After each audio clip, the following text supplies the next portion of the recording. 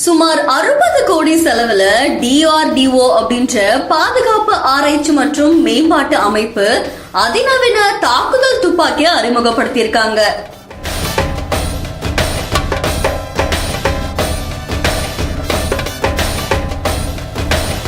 துப்பாக்கி அப்படின்னாலே தனியார் நிறுவனத்தோட இணைஞ்சு உள்நாட்டு வடிவமைப்பு, மேம்பாடு மற்றும் உற்பத்தி இதோடைய விளைவா உருவாக்குறதுதான் துப்பாக்கி.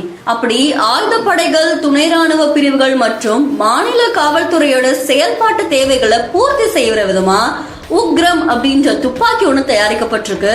இந்த உக்ரம் அப்படின்ற துப்பாக்கி 4 கிலோகிராமுக்கு குறைவான எடையோட 500 மீட்டர் திறன் கொண்டதா இருக்கு. புனேல இருக்கிற DRDO உடைய ஆயுத ஆராய்ச்சி மற்றும் மேம்பாட்டு நிறுவனங்கள்ல இது உருவாக்கப்பட்டதா சொல்லப்படுது. ஹைதராபாத்தை தளமா கொண்ட ஒரு தனியார் நிறுவனத்தோட சேர்ந்து இந்த உக்ரம் துப்பாக்கி தயாரிக்கப்பட்டதாகவும், இந்த தாக்குதல் துப்பாக்கி 20 சுற்று இதழோடு வருது அப்படின்னு சொல்லியிருக்காங்க. அது மட்டும் இல்லாம single and full auto firing மோட்ஸும் இதுல இருக்காமா. இதோடைய உள்ளமைப்பு சமீபத்திய AK மற்றும் AR வகை துப்பாக்கிகளோடு ஒப்பிடப்பட்டிருக்கு. இந்த துப்பாக்கியோடைய வளர்ச்சி செயல்முறை பத்தி பேசின ARDE இயக்குனர் அங்கத்தி ராஜ் என்ன சொல்லியிருந்தாங்கன்னா, 2 வருஷத்துக்கு முன்னாடியே இந்த துப்பாக்கி செய்யற பணியில நாங்க திட்டமிட ஆரம்பிச்சிட்டோம். அது மட்டும் இல்லாம இந்த ARDE துப்பாக்கியை வடிவமைச்சதுக்கு அப்புறமா மேம்பாடு மற்றும் உற்பத்திக்கான தனியார் தொழில்நுட்ப கூட்டாளரை நாங்க தேட ஆரம்பிச்சிட்டோம் அப்படின்றதையும் உறுதிப்படுத்தி இருந்தாங்க.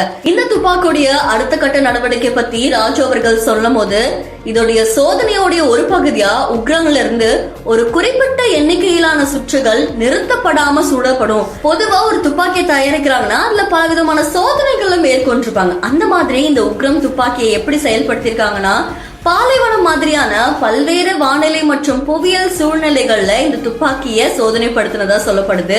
2 வருஷத்துக்கு முன்னாடி தொடங்கின இந்த பணிய ஒரு தனியார் விற்பனையாளரோட சேர்ந்து 100 நாட்கள்ல நாங்க இதை முடிச்சோம் அப்படின்றதையும் அவர் குறிப்பிட்டிருந்தாரு.